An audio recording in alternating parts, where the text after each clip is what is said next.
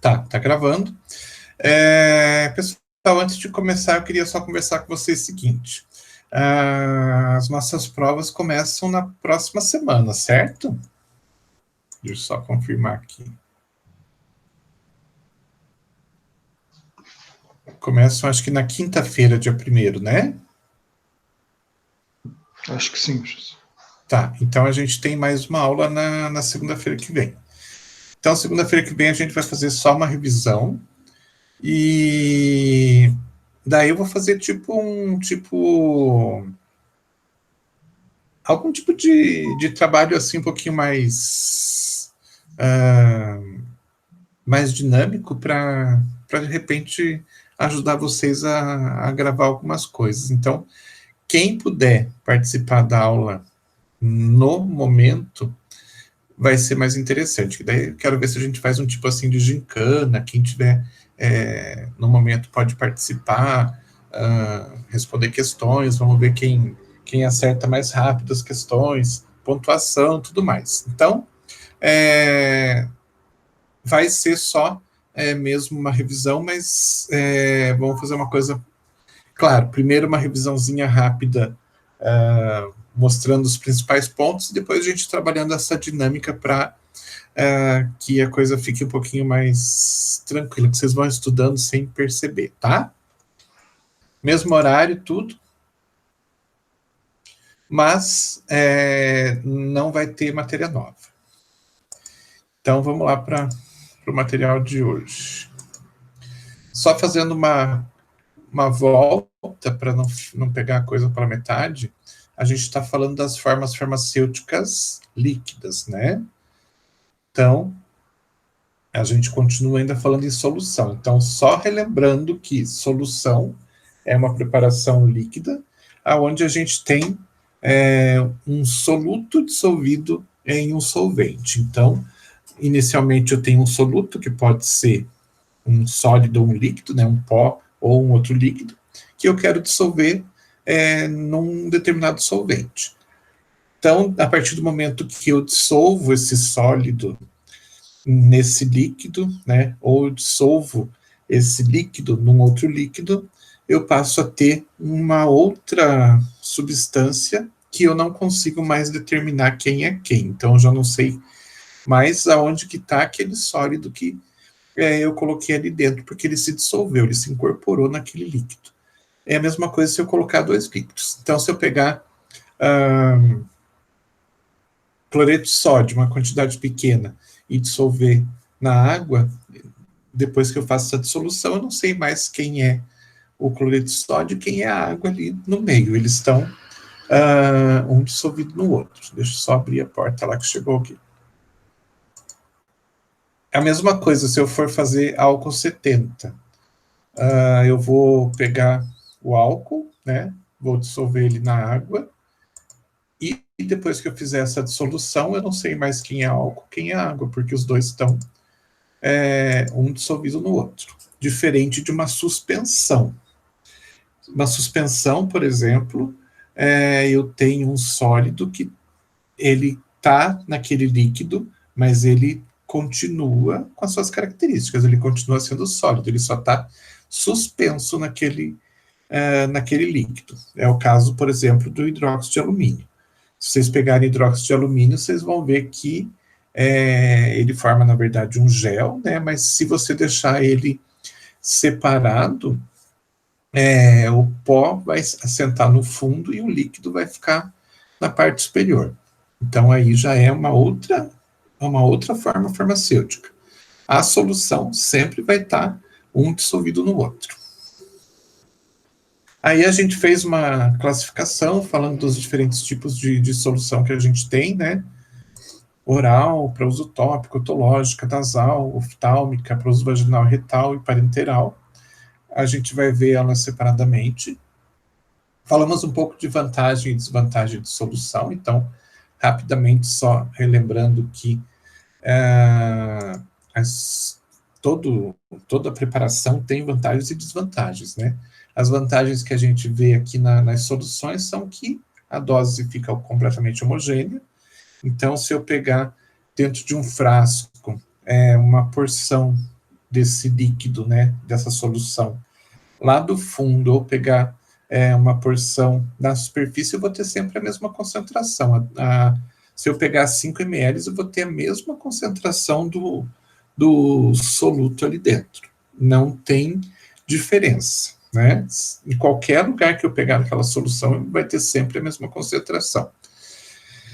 Pronta a disponibilidade para absorção e distribuição, porque ele já está pronto, né? Ele já está dissolvido, então chegou no estômago, chegou lá no intestino, já começa o processo de passagem para dentro do organismo, para circulação e assim vai.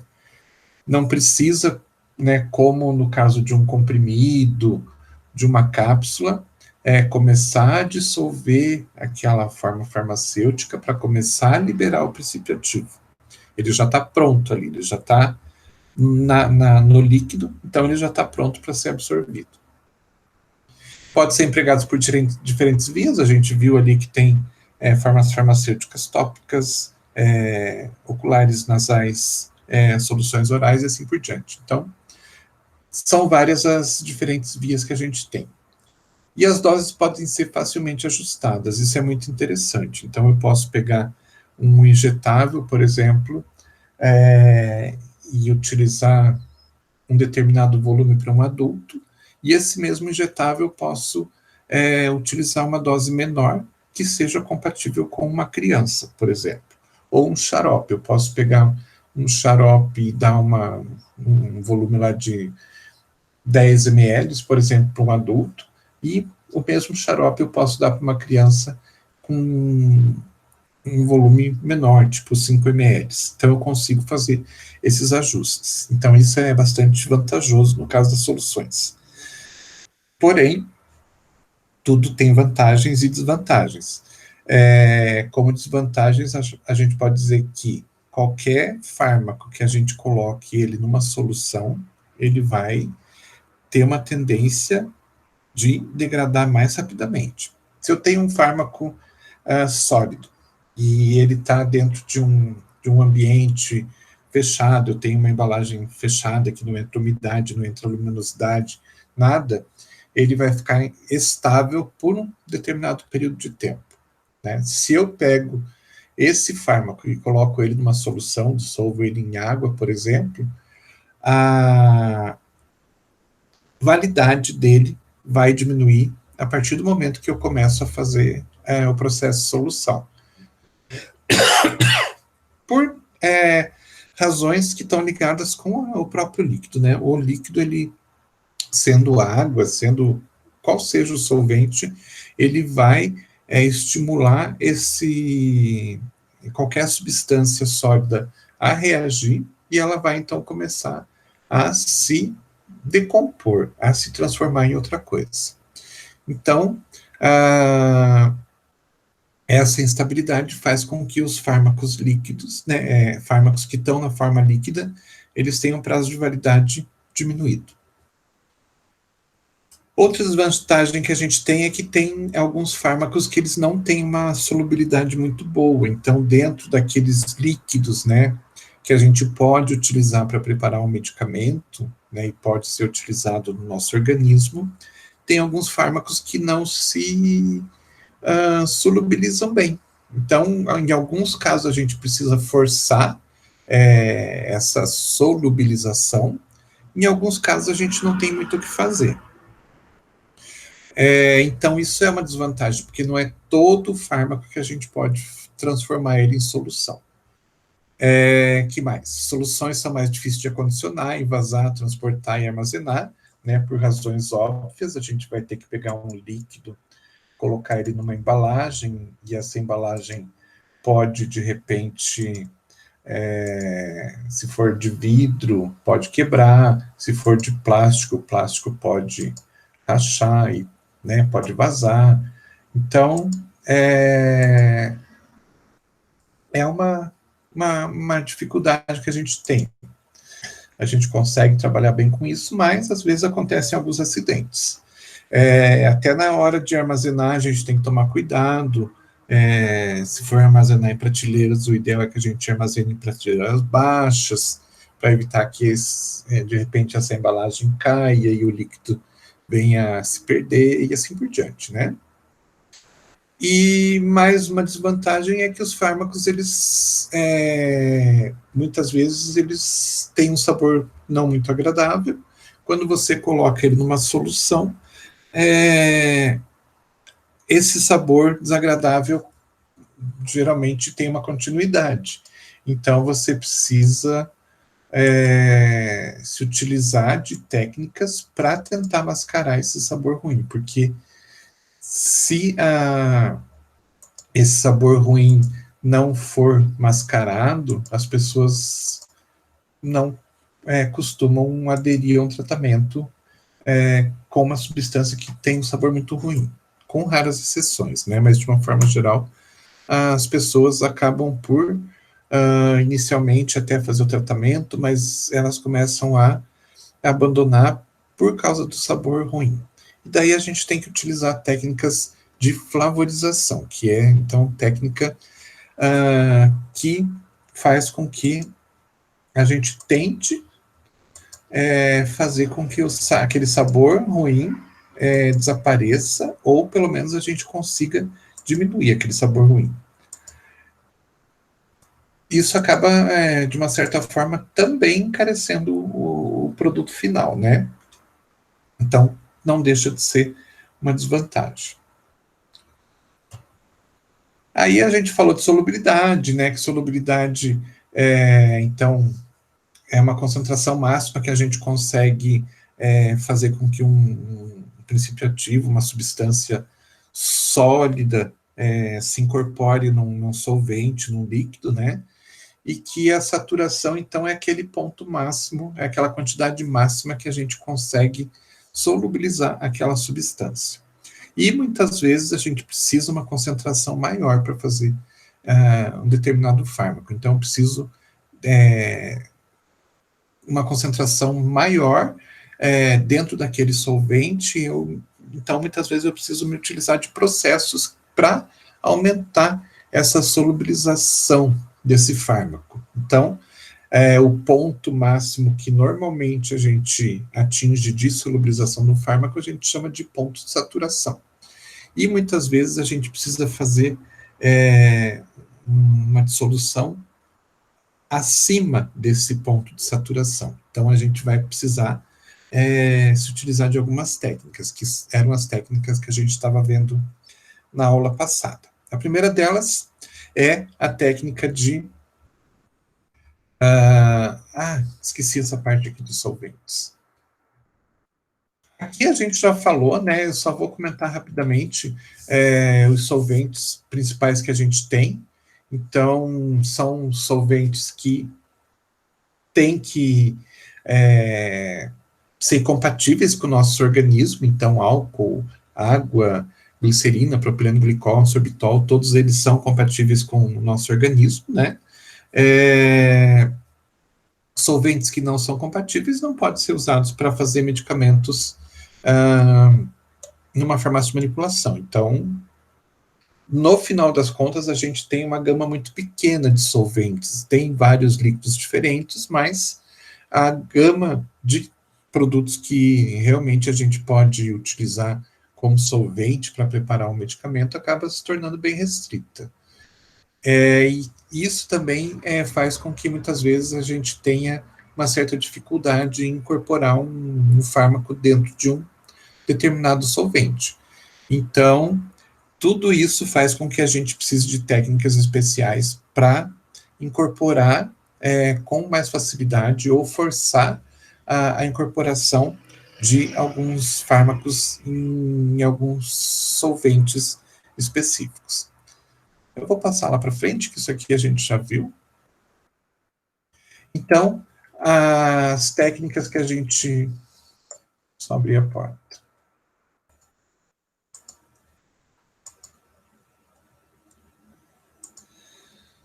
As técnicas que a gente tem para melhorar a solubilização são ligadas com temperatura, área de superfície, agitação, adição de hidrótopo, solubilização em mistura de solventes, variação de pH do meio e uso de agentes sensoativos. A gente viu só a temperatura, né?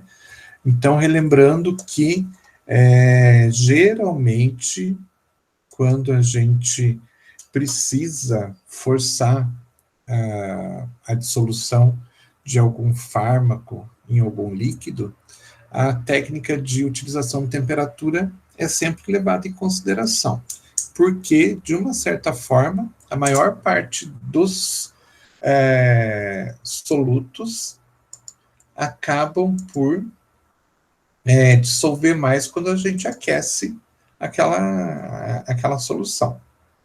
Porém, como toda regra tem exceções, a gente tem alguns casos que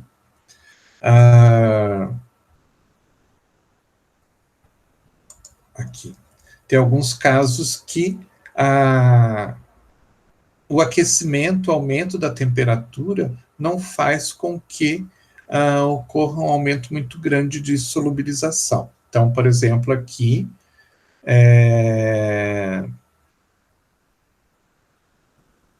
deixa eu só abrir lá de novo.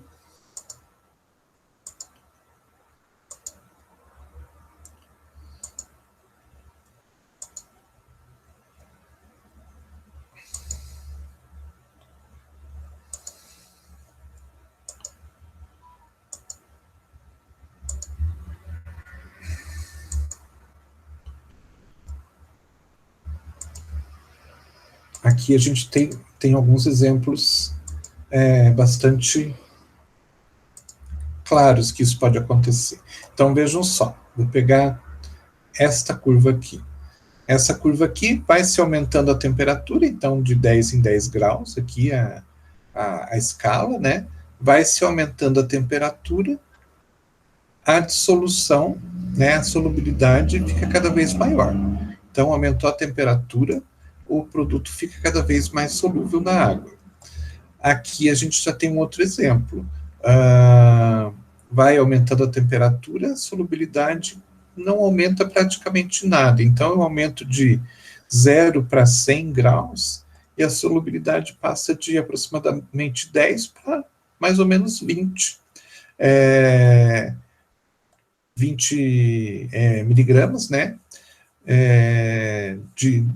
Do solvente, do soluto. Então, praticamente, eu aumentei um monte de temperatura e não teve quase o aumento da dissolução. E tem aqueles casos, né, que eu aumento a temperatura e a solubilidade cada vez diminui mais. Então, ao invés de aumentar, ela tende a diminuir. Então, essa técnica de utilização de temperatura funciona muito bem, mas em alguns casos ela é inútil e ela pode até piorar uma situação. Então, a gente precisa conhecer, né, o comportamento de cada substância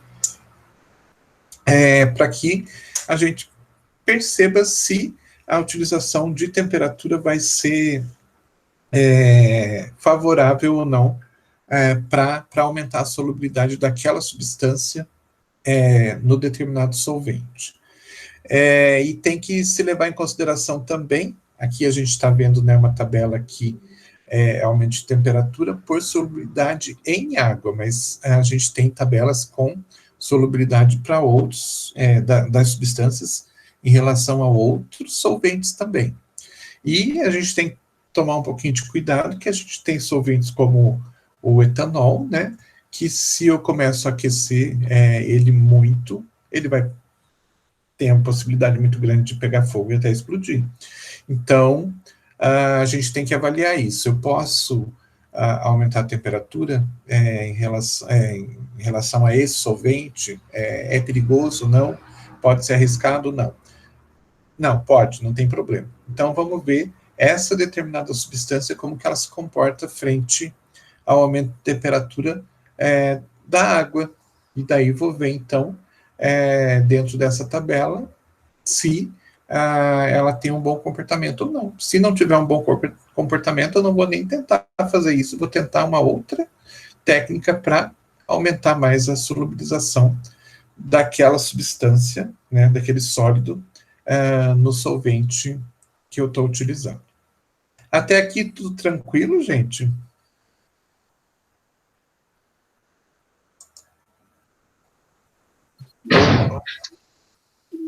Sim, professor, tudo tranquilo. Tranquilo? Então, até aqui a gente já tinha visto, né? Agora vamos para frente. Então, tem outras formas de solubilização que, né, de repente, pode ser que a temperatura não seja o melhor formato. Então, o que mais que eu posso fazer? Eu preciso solubilizar, eu preciso adicionar mais soluto nesse solvente, e ele já passou, já ultrapassou o ponto de saturação, mas eu preciso ainda fazer com que mais soluto se dissolva nesse solvente. Então, o que eu vou fazer? Vamos ver se eu consigo uma outra técnica. Tem outra técnica? Tem várias. Então, vamos ver se uma outra técnica pode ser trazer um bom resultado. Que técnica, então? Vamos ver, então, essa técnica relacionada com a área de superfície. Então, pense o seguinte. Lá vou eu para os meus desenhos horríveis. Então, pense o seguinte. Eu tenho um pó que eu quero dissolver num líquido. Vou abrir a porta. Lá, peraí aí.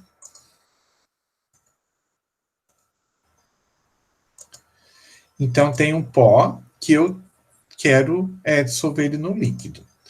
E esse pó tem... ele é composto de cristais grandes.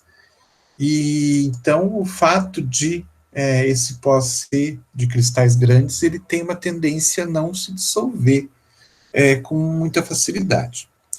Vou dar um exemplo para vocês. Açúcar refinado e açúcar cristal. Qual deles que se dissolve com mais facilidade?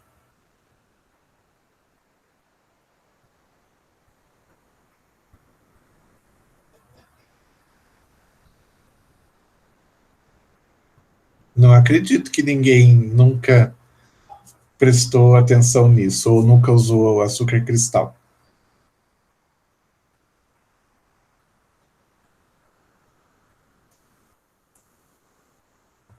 Ninguém vai me responder?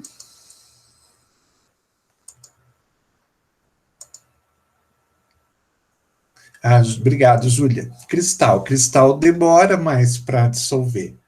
O açúcar refinado, ele é mais fininho, né? Ele tem as partículas menores. O açúcar cristal tem partículas maiores. Então, se eu vou fazer um café com açúcar refinado, eu dissolvo rapidamente o açúcar no café. Às vezes, eu vou utilizar açúcar cristal, eu misturo. Quando eu vejo, metade do açúcar não se dissolveu porque ele tem partículas muito grandes. E isso influencia no quê? Para dissolver, a partícula ela tem que entrar em contato com o solvente, né? O solvente que vai fazer com que ela se dissolva. Então, o que acontece?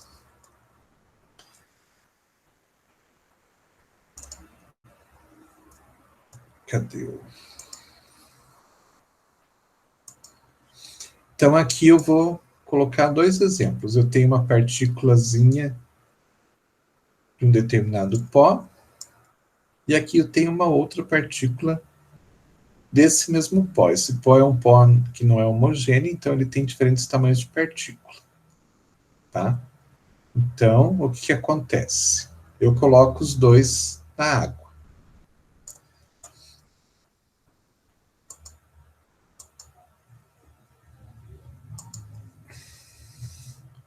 Então, esse aqui entra em contato com a água. E esse aqui entra em contato com a água. Então, vejam só, nesse primeiro caso aqui, dessa pequena partícula, a gente tem uma pequena, né, um grãozinho, um pedaço muito pequeno envolto em água. Então, basicamente, essa água, ela vai umedecer esse pozinho, essa partículazinha, com mais facilidade do que esse aqui, Porque o que acontece? Essa água ela vai descer as bordas dessa partícula, né? E daí ela dissolve essas bordas. Aí sobra um monte de material seco ali dentro ainda. Aí ela, né, vai dissolvendo, vai molhando aquela parte que está mais dentro, vai penetrando mais dentro dessa partícula. Então ela vai demorar muito mais para umedecer toda essa partícula e, por consequência, dissolver toda essa partícula. Vocês concordam comigo ou não? Ou será que eu estou falando besteira?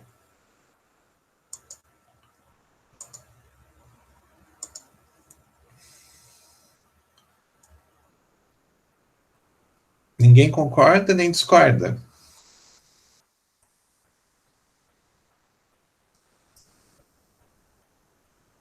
E se eu desse nota para responder? Se eu desse um ponto na média? Nem assim? Puxa, então vou ficar para mim esse ponto. Então, é isso que acontece. Quanto maior a partícula, mais ela demora para se umedecer, né? E mais ela demora para se incorporar naquele líquido. Então, grandes partículas demoram mais para se dissolver. O que eu posso fazer, então, para acelerar esse processo? Eu vou lá e trituro essas partículas. Então, eu me utilizo de uma técnica de trituração. Então, eu tenho aqui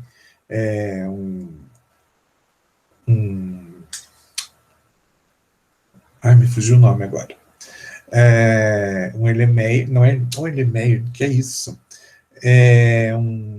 Uma cápsula de porcelana, tem um pistilo, eu coloco o pó que eu quero triturar e diminuir o tamanho aqui dentro e começo a fazer movimentos circulares desse pistilo em cima desse material.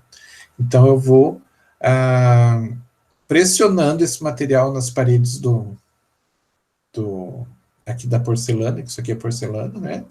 E as partículas vão diminuindo cada vez mais de tamanho. Vou passando por essa diferente número de, entre aspas, peneiras, né, que tem um nome para isso, que se chama, quem lembra?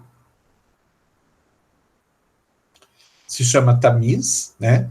Cada um desses tamizes que a gente tem aqui tem uma malha diferente, então tem uns que tem uma malha mais larga, que deixa passar, então, partículas maiores, e tem outros que tem uma malha mais estreita e deixa passar partículas menores só.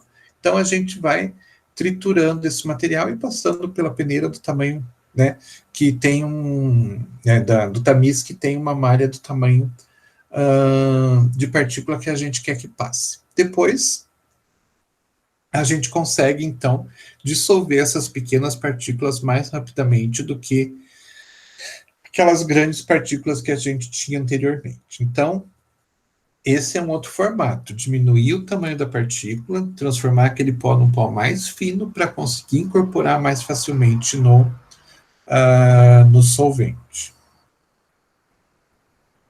Outra forma que a gente tem é a própria agitação. Então, aqui a gente tem um agitador, tem uma hélice aqui dentro, não sei se todo mundo conhece. Então, você tem aqui o líquido, né, o solvente, e o sólido que foi colocado aqui, e aqui você fica agitando, então você liga esse equipamento aqui, ele fica agitando, e quanto mais você agita, mais rapidamente ocorre a dissolução do sólido. Por quê? Porque o sólido, essa agitação faz com que as partículas comecem a se movimentar dentro do líquido, então elas se movimentam, o líquido vai tirando, vai molhando essas partículas cada vez mais rápido e vai solubilizando, então, essas partículas cada vez mais rápido. E assim a gente tem um processo de aceleração dessa solubilização. É a mesma coisa, né, que vocês chegarem lá na casa de vocês e colocarem lá uma colher de açúcar no café e deixar essa colher de açúcar em repouso, não fazer nenhum tipo de agitação. Vai dissolver esse açúcar? Vai, mas vai demorar muito tempo. Se eu pegar uma colherinha e começar a agitar, rapidamente esse açúcar começa a se dissolver e a incorporar no café.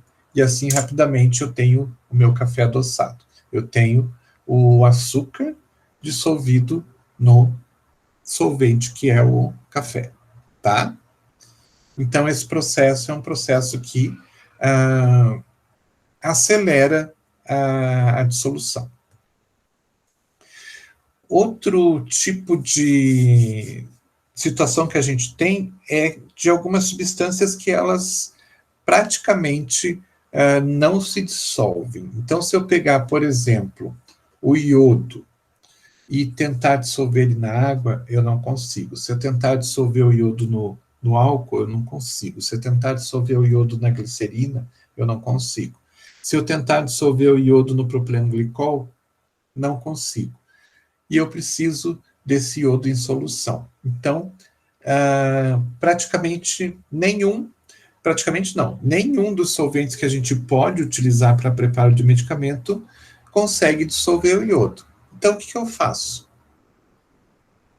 Meu Deus, não tenho o que fazer. Se nenhum dos solventes dissolve o iodo, eu estou perdido porque eu não vou conseguir fazer uma solução de iodo. Mas a gente não tem um monte de soluções de iodo no mercado? PVPI, Lugol, várias soluções diferentes que têm como base o iodo. Então, alguma coisa é feita. E o que é feito nesse caso? É a adição de uma substância que ajuda, né, facilita o processo de solução. Então, no caso do iodo, a gente faz o seguinte: a gente tem uma substância chamada iodeto de potássio. O iodeto de potássio ele é solúvel na água, a gente dissolve o iodeto de potássio na água, faz uma solução e daí a gente adiciona o iodo. Aí a gente consegue fazer o processo de solução. Se eu colocar o iodo direto na água, ele não dissolve. Mas quando eu adiciono o iodeto, ele faz uma ponte de ligação entre a água e o iodo e a gente consegue fazer a solubilização. Tá certo?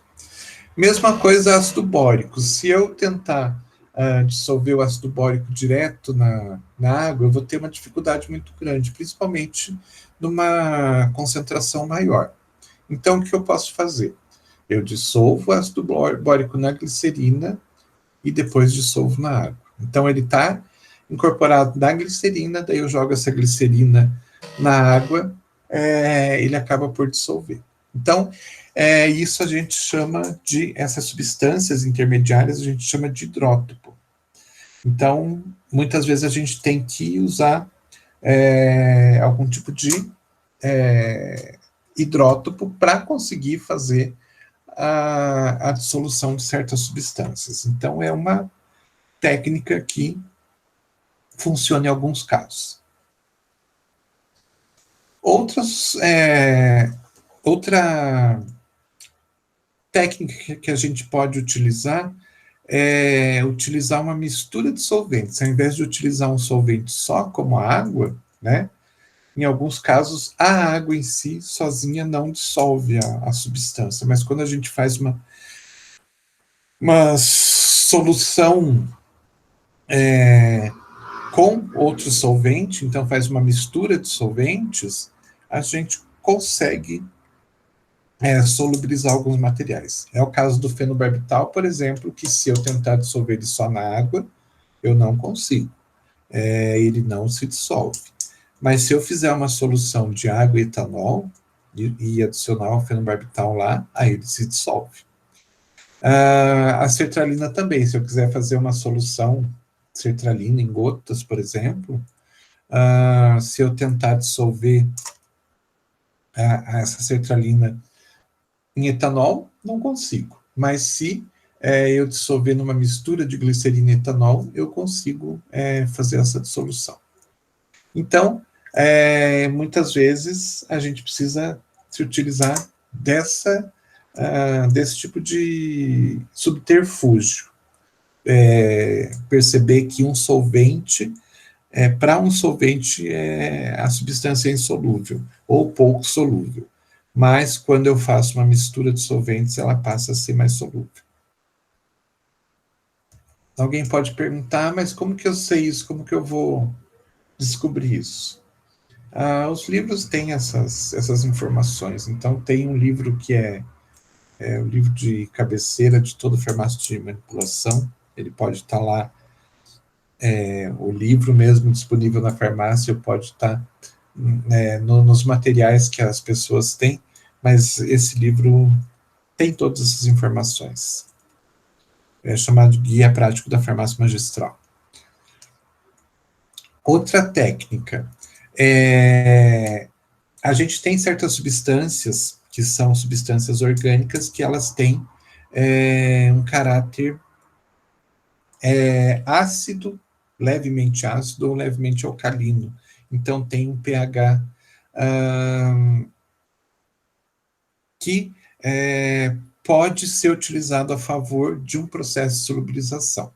Então, por exemplo, eu tenho fármacos que são ácidos fracos e eu tenho bases que são... tenho fármacos que são ácidos fracos e tenho fármacos que são bases fracas.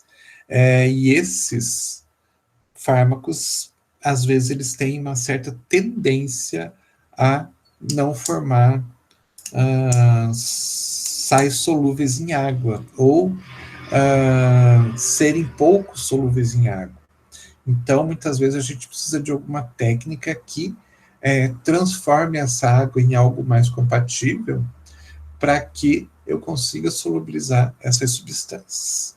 Então, vou dar uns exemplos. Por exemplo, eu tenho alguns fármacos que são bases fracas. Atropina, codeína, morfina, difenidramina, cocaína, procaína, tetracaína.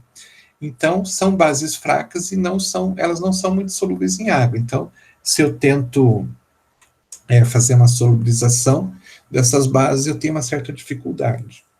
Aí, o que acontece? Eu posso adicionar uma substância ácida, claro que ácida fraca, né, bem diluída, para alterar um pouquinho o pH do solvente, da água.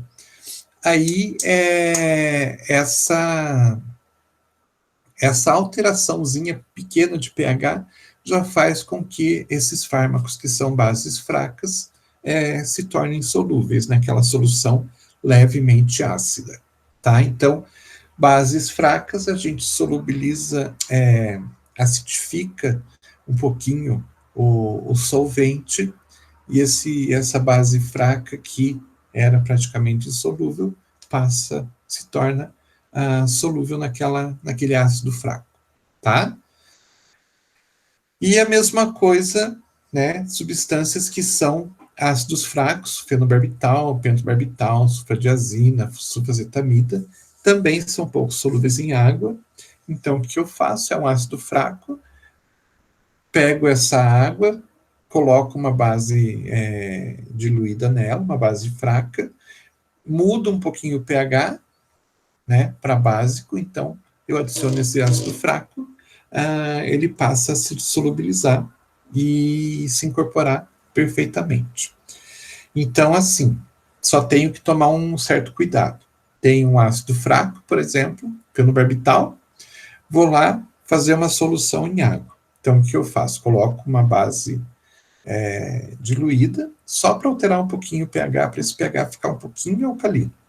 Vou lá, coloco ácido. Funcionou. Mas tem outras substâncias que eu preciso colocar. Se você colocar outra substância que tenha caráter ácido e puxa esse pH para o ácido de volta, esse fenobarbital ele vai se tornar insolúvel de novo e vai precipitar. Então, eu tenho que tomar cuidado. Mudei o pH do solvente, eu não posso adicionar substâncias que mudem novamente esse pH de volta. Então, se eu coloco um ácido, eu não posso acidificar de volta esse solvente. Se eu colocar uma base, eu não posso deixar o alcalino de volta, porque senão vai insolubilizar e vai voltar à característica anterior do produto.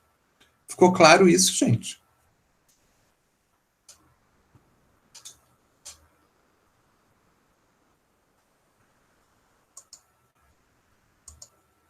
Sim? Uhum. Beleza. Então, às vezes a gente acaba transformando essas substâncias, na verdade, em sais, né? Eu tenho uma substância ácida, e daí eu mudo um pouco o pH, coloco uma substância alcalina, eu transformo ela num sal, e os sais geralmente são solúveis.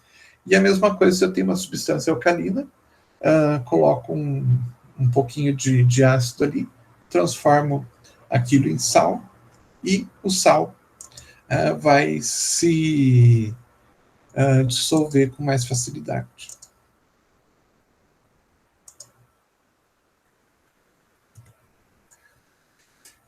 E, finalmente,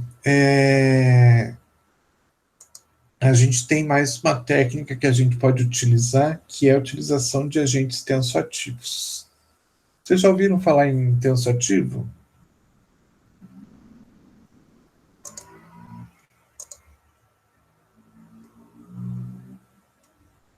Já? Marco, você sabe me dizer o que é um tensoativo, como que ele funciona? O agente tensoativo seria tipo a detergente, que tem a parte hidrofílica e hidrofóbica, não é? Isso, exatamente. Então, há uma estrutura, né, grande, geralmente comprida, né, que tem um lado dessa estrutura hidrofílico e outro lado lipofílico ou hidrofóbico, que é a mesma coisa, né? Ou seja, de um lado se liga com substâncias oleosas e de outro lado se liga com substâncias aquosas. Muito bem. Então, os tensoativos, eles são... vocês vão ver, a gente vai falar muito sobre eles são utilizados para um monte de coisa dentro da farmacotécnica. Desde fazer um sabonete, um shampoo para retirar excesso de oleosidade mesmo, né, ou do cabelo ou da pele, até outras funções, assim, das mais variadas possíveis. E dentre elas a gente tem essa função que está ligada com a solubilização. Vou tentar explicar para vocês como que funciona.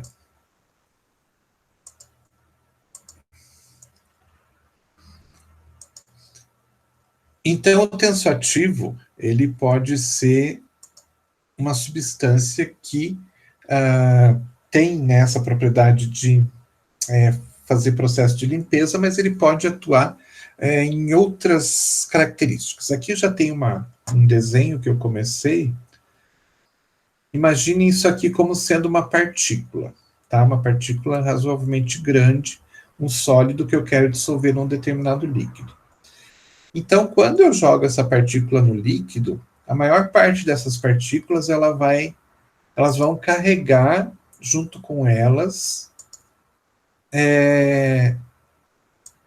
pequenas bolhas de ar que vão se aderir na superfície dessa partícula. Então, aqui eu tenho uma partícula lá sólida, né, que eu joguei dentro do líquido. Deixa eu fazer o líquido aqui. Então, está dentro do líquido, né? Então, tudo isso aqui é líquido. E essa partícula, então, ela vai sofrer aquele processo de molhar a superfície, né, da partícula. O líquido vai molhando e vai dissolvendo e vai solubilizando essa partícula. Só que aqui eu tenho uma bolha. Então, essa bolha está grudada numa determinada parte da partícula. Então, nessa parte onde a bolha está grudada, não tem líquido molhando. Essa parte está seca, porque a bolha está ali cobrindo essa parte e está protegendo, então, essa parte do do contato do líquido com a partícula. Isso faz com que essa partícula demore muito mais para dissolver. Até aqui tudo bem? Fácil de entender?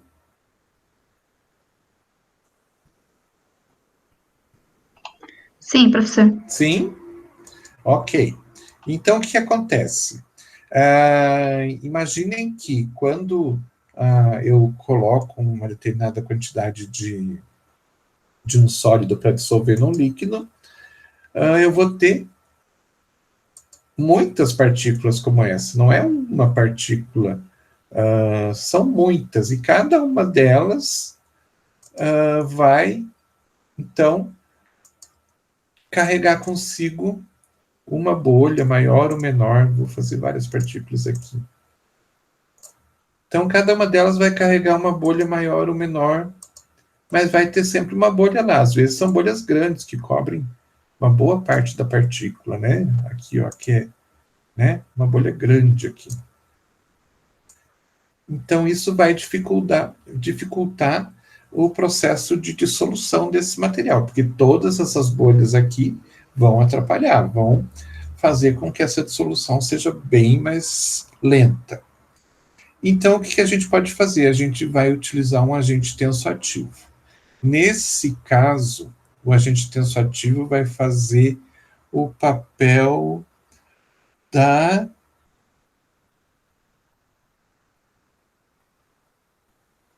Meu Deus, hoje está difícil de eu lembrar o nome das coisas.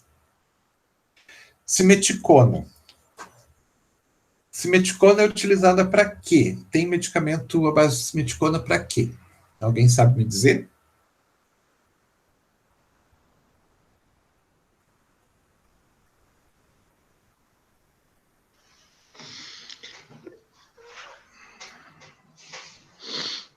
Ninguém sabe?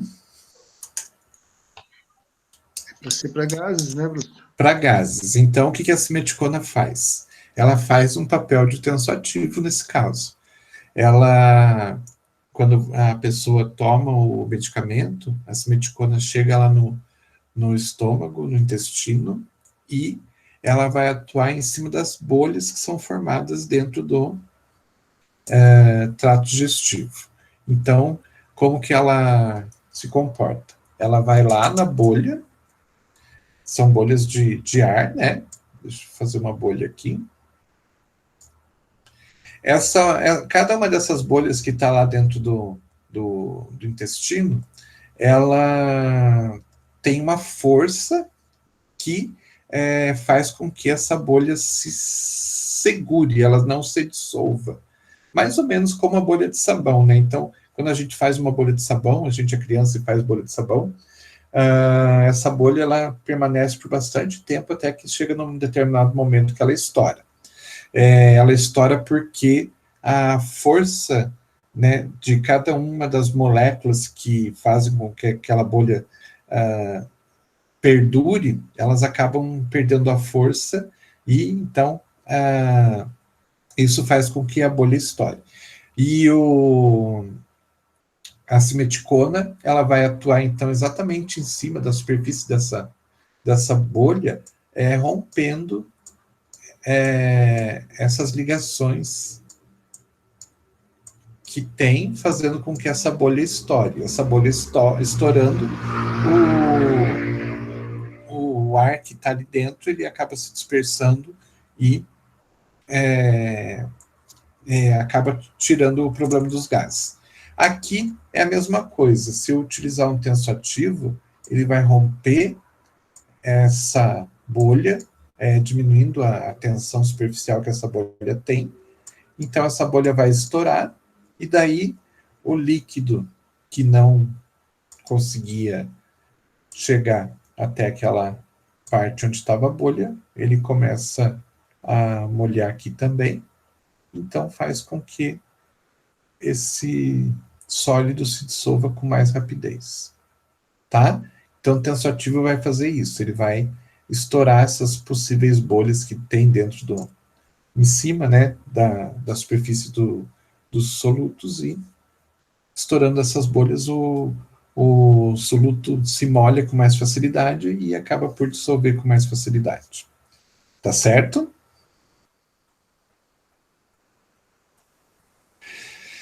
Muito bem, então essas são as técnicas que a gente acaba se utilizando na farmácia de manipulação. Uma delas acaba dando certo, então você precisa saber cada caso, qual que é a forma mais adequada, e desse jeito você consegue melhorar uma solubilização que de repente é difícil. Tem que pensar o seguinte, uma farmácia de manipulação hoje, ela tem que ser bastante ágil, né? Geralmente o que acontece? Chega uma receita num dia, o medicamento é prometido para o dia seguinte, né? Entrega no dia seguinte. E em alguns casos, né, se você deixar o produto para solubilizar sem a utilização de nenhuma técnica, pode ser que demore muito tempo e você não consiga atender o cliente, né, nesse caso, por não conseguir fazer com que aquele produto esteja pronto no dia seguinte. Então, às vezes, a gente precisa de alguma técnica para acelerar isso, para que a gente possa ter o resultado bem mais rápido, ok? Então, tem que se utilizar. Caso contrário, a coisa vai demorar muitas vezes 1, 2, 3 dias para se dissolver se você deixar a dissolução no formato natural. Muito bem. Uma coisa que é interessante, a gente falou lá atrás, né, de substâncias que podem ser utilizadas para mascarar um sabor ruim. Então, todas essas substâncias que são utilizadas por algum motivo dentro de uma solução e que não são para ajudar a dissolução e não são para fazer um efeito terapêutico, a gente chama de adjuvantes. Então, são substâncias que a gente adiciona para melhorar algum aspecto da solução que a gente está fazendo. Então, a gente falou de substâncias para dar o sabor lá atrás, né, os flavorizantes, então são os aromas, os flavorizantes, são vários nomes que a gente tem no mercado, são um tipo de substância adjuvante que a gente pode se utilizar. Tem outros adjuvantes que a gente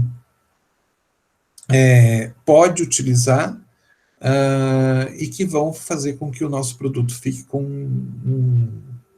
tenha um resultado melhor, né? Tenha um aspecto, tenha alguma coisa melhorada dentro da preparação. Então, só para vocês terem uma noção, a gente tem adjuvantes que a gente utiliza para corrigir pH. Então, tem alguns líquidos, por exemplo, que a própria característica do produto já pede algum pH mais baixo, por exemplo. É muito comum a gente fazer, não tão comum, mas é comum a gente fazer solução de ácido glicólico para renovação celular. Então, ácido glicólico a 10%, 5%, 10%, pode ser feito na forma de solução. A pessoa faz a solução, molha um algodão e passa no rosto, por exemplo.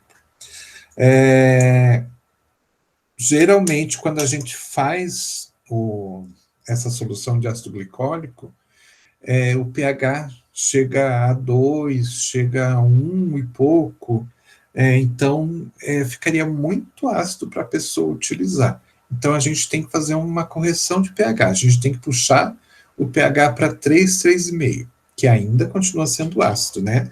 Mas não é tão ácido quanto um pH 1 e pouco, 2. Então, a gente tem que se utilizar de alguma substância para fazer essa correção de pH. Nesse caso, continuo com o produto ácido.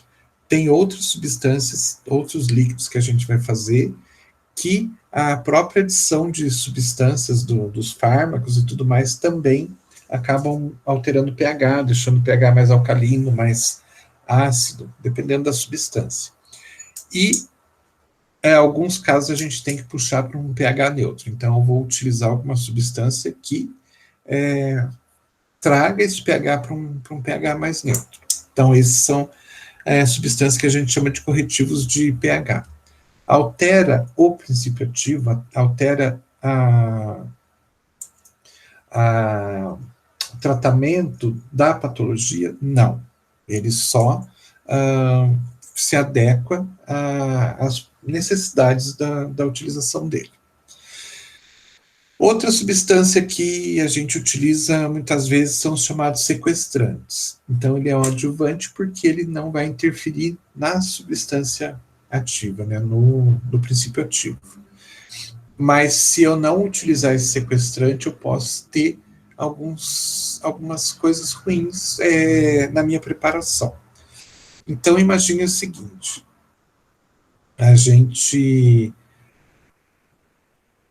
qualquer farmácia de manipulação tem que se utilizar de água, a gente precisa muito da utilização de água, né?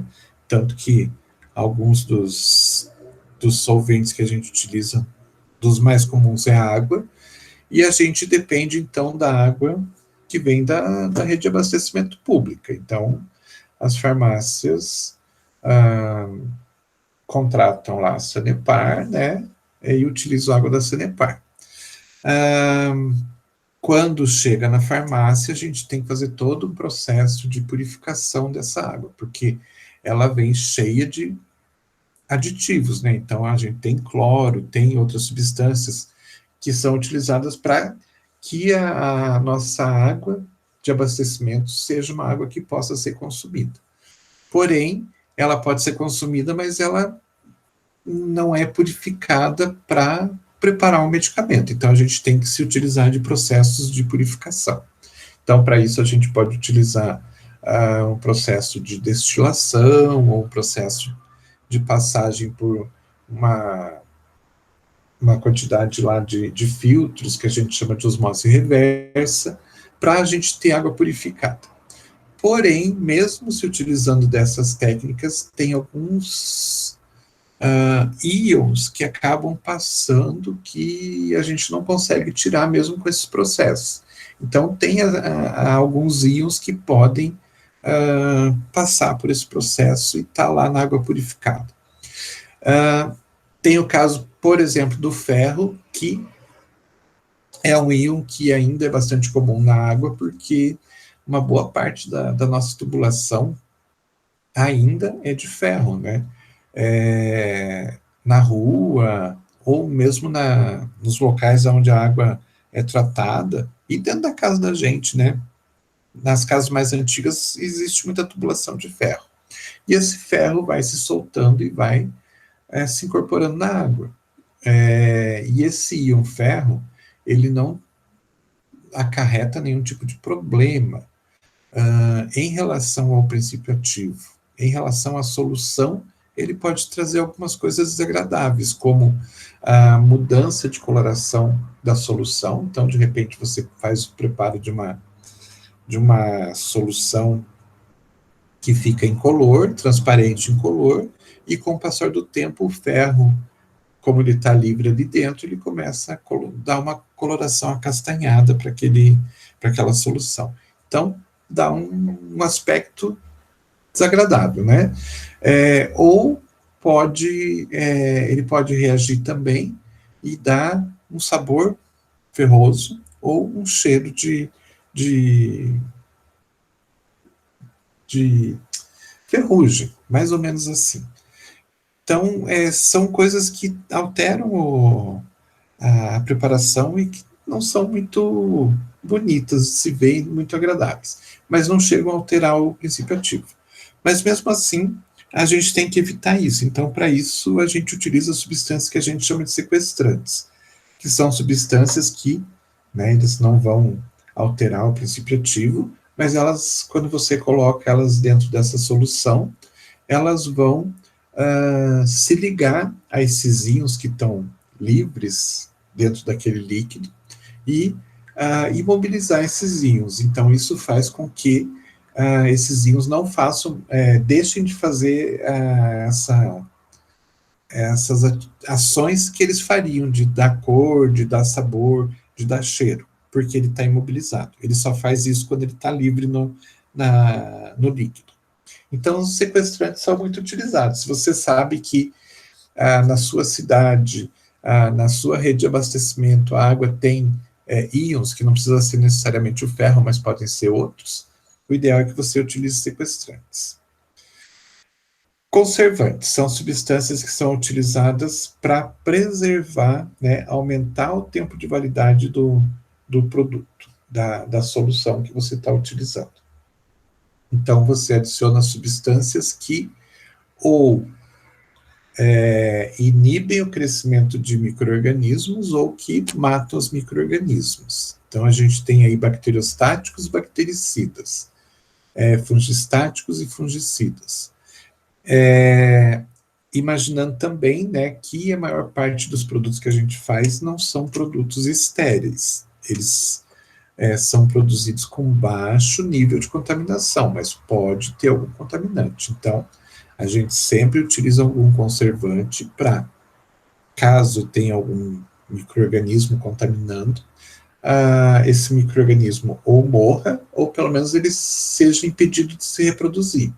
Se ele é impedido de se reproduzir, o que acontece? Ele tem lá a vidinha dele, não se reproduz e morre. Se não tiver mais nenhum micro-organismo, acabou a contaminação. Os micro-organismos que estão ali presentes, eles vão morrendo e, não, como eles não se reproduzem, não tem problema de aumentar a contaminação. Outro tipo de substância que a gente tem que são usados em soluções são agentes umectantes. Esses agentes umectantes, eles são utilizados, quando a gente fala de agente umectante em produtos tópicos, por exemplo, são agentes que são adicionados para fazer com que a sua pele não fique ressecada. Por exemplo, álcool gel. A gente está usando um monte de álcool gel aí, né? E a tendência do álcool é fazer com que esse contato direto do álcool com a pele retire a nossa proteção normal, que é o filme hidrolipídico. Então, a gente adicionando algum agente umectante, a gente faz com que uma substância que seja adicionada ali faça uma película na superfície da pele, impedindo, né, ou diminuindo todo esse processo de evaporação e esse processo de retirada desse filme hidrolipídico. Esses agentes umectantes também, em outras formas farmacêuticas principalmente, eles são bastante utilizados para evitar que os produtos se ressequem, que se perca água ou líquido com facilidade. Então, numa solução, por exemplo, você pode utilizar um umectante para deixar o líquido com mais dificuldade de evaporação, então você acaba não perdendo muito o líquido por evaporação. Aromas são utilizados, então, para dar sabor e cheiro agradável, né, para que as pessoas que vão utilizar o produto, elas tenham uma aderência maior ao tratamento, porque tem um sabor razoável, né? Ou você esconde completamente aquele sabor ruim do fármaco, ou você, pelo menos, faz com que aquele sabor fique menos acentuado. Isso faz com que as pessoas tenham uma aderência maior ao tratamento. Corante está sempre ligado, então, com o aroma, né? Então, para dar um efeito que caracterize aquele aroma. Então, por exemplo, um produto de morango, você vai utilizar um corante vermelho ou cor-de-rosa, né, que te remete ao morango. Você não vai utilizar, por exemplo, fazer um produto com sabor de morango, um corante azul. Não tem muita ligação, não tem muita sintonia, né? E os edulcorantes são utilizados para melhorar o sabor em relação ao dulçor, né? Então, eles são utilizados para adoçar aquelas preparações que muitas vezes têm um sabor ruim, e quando você adiciona um produto que dê esse dulçor, ele fica mais fácil de se utilizar. Bem, gente, por hoje seria isso que a gente teria para ver. Lembrando, então, que semana que vem, segunda-feira que vem, a gente vai fazer uma revisãozinha e daí vamos fazer alguma coisa mais dinâmica e daí na outra semana a gente tem a prova, tá? Tranquilo aqui? Alguma dúvida? Algum comentário? Alguma coisa? Que dia que é a prova, professor? Desculpa. Então, deixa eu ver aqui. A prova vai começar dia 1º, então como a gente tem aula na segunda-feira, vai ser dia 5. Dia 5? Isso. Tá. Uhum. Tá? É no dia da aula mesmo. Ok. Tá? Ok. Então, dia 28, agora a gente tem uma revisão, daí vocês começam as provas na quinta-feira, tem quinta e sexta, segunda, terça e quarta. Tá? Professor, a prova vai ser no dia da aula ou vocês vão lançar antes e a gente pode fazer conforme o tempo? Então, pelo que eu entendi, vai ser no dia da aula e vão ser só 3 horas de prova. Tudo bem. Tá? Então não vai ser... E, na verdade, não somos nem nós. A gente põe a prova lá e o próprio sistema abre e fecha sozinho. Tá, mas então, a gente vai ter o dia todo para fazer, no caso. Vamos supor, a hora que vamos supor, das 7 às 11h58. Como assim? Não, a gente vai ter o dia todo, ou só no momento da aula? Não, eu acho que é só no momento da aula. No caso seria das... Então, eu não tenho certeza disso. Uhum. Porque o semestre passado foi diferente, né? Sim. O semestre passado abriu tudo ao mesmo tempo e fechou tudo ao mesmo tempo, né? Acho que foi isso, né? Isso, a gente ia fazendo conforme a gente ia tendo tempo. Então, eu tô meio por fora. Eu sou daqueles bem por fora mesmo. Eu entendi que seriam 3 horas de prova, mas é melhor vocês confirmarem quem que é o representante. Porque assim, ó, tem pessoas que não vai ter tempo de fazer na hora da aula, entendeu? Então, por isso que eu acho melhor vocês confirmarem, porque eu sou a última pessoa para dar a informação, sabe? Mas dei uma confirmada, porque eu realmente eu escutei isso, alguém falando isso, mas sabe aquela coisa que você escuta e não tem certeza? Porque não tem cabimento, né, professor? Como que uma pessoa que trabalha à noite, né, que não tem condições nem de assistir às tuas aulas, vai fazer a prova? Pois é. É só a gente pegar pelas pessoas que frequentam as aulas. Está dando uma média de 10 a 12 pessoas por aula. Não tem tido muito mais que isso, né? Exatamente. Então, tem pessoas que chegam atrasadas. Exato. Se a gente for pegar por essa base aí, professor, realmente muita gente vai ficar com nota vermelha, porque não vai ter. Mas o que eu falo aqui não levem muito em consideração, melhor vocês se informarem. Não, a gente leva assim. Porque se tem uma pessoa mais perdida nesses assuntos aí, sou eu. Não, tudo bem, a gente vai verificar. É que realmente não tem cabimento, né? Ficar só por 3 horas e durante a aula, né? Não tem como. Muitos colegas vão ficar sem fazer prova. Deixa eu dar uma olhadinha aqui.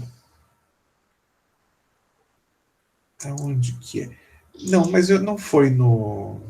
Não foi. Eu tô achando que eu li isso em algum lugar na... Não, eu vi que vai ser 3 horas só, acho que 2 ou 3 horas liberado, mas não no horário de aula. Já me preocupei pelo... Deixa eu só confirmar aqui, porque talvez tenha alguma coisa já na página da prova. Alguma informação assim. Vamos ver aqui. Farmácia hospitalar.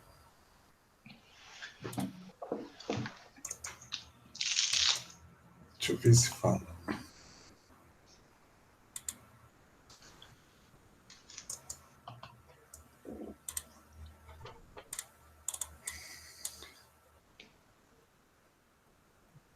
Não fala. Aqui só fala assim, período de 1º de outubro a 7 de outubro, de 1º de outubro às 7 horas da manhã até 7 de outubro às 23. A avaliação estará visível a partir do início do período de avaliação e você terá acesso às respostas e notas após o encerramento do período de avaliação. Não fala nada, mas dá a entender que vai abrir e fechar tudo junto. Espero que seja assim, né? Porque senão muitos colegas realmente vai ficar com nota vermelha, igual o Francisco falou. Pois é. Mas pedir para a Ana verificar com a Débora certinho. É melhor. Talvez até tenha alguma outra informação na página de vocês que a gente não tem aqui. Deem uma olhadinha, de repente tem alguma coisa falando também. Tá? Mas eu não sou parâmetro para dar esse tipo de informação. Mas ajuda. Às vezes vai que, né, com essa informação que eu dei, tem gente que nem dorme à noite. Eu seria uma. Não. Mas, sério, é melhor conversar mesmo, porque eu não tenho certeza. Eu vou conversar com a Ana, certinho depois. Beleza, então. Então tá. Tá bom? Tá bom, obrigada, professor. Nada, então, se vocês puderem, na semana que vem, vir no horário certinho da